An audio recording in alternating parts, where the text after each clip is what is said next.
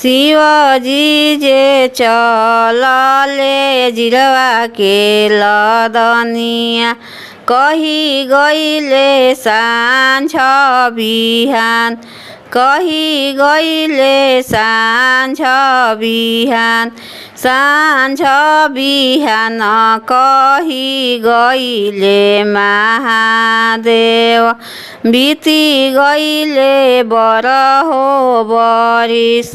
बीती गईले बरहो बरिस पर अइले महादेव ओरिया तर बैठे मन मार ओरिया तर बैठे मन मार केइले दौरेला पिढ़ावा से पनिया केही सिंहासन खार आहो केइले दौरेला नवरंग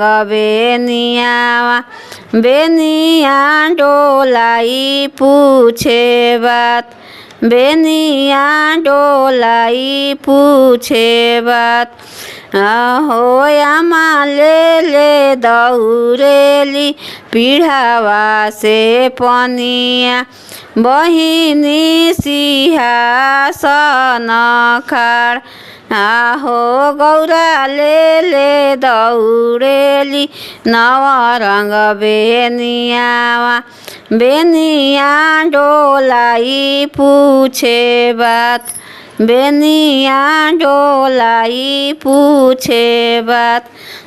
किया ये महादेव चोरानी से चटनी किया हम कोखी के बिहुन किया ये महादेव सेवा से चुकनी काहे कोइनी दोसर बिया काहे कोइनी दोसर बिया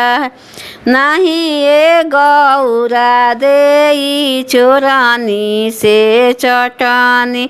नहीं तू कोखी के बिहुन नहीं ये गौरा देई सेवा से चुकलू भाभी कइले दोसर बिया भाभी कइले दोसर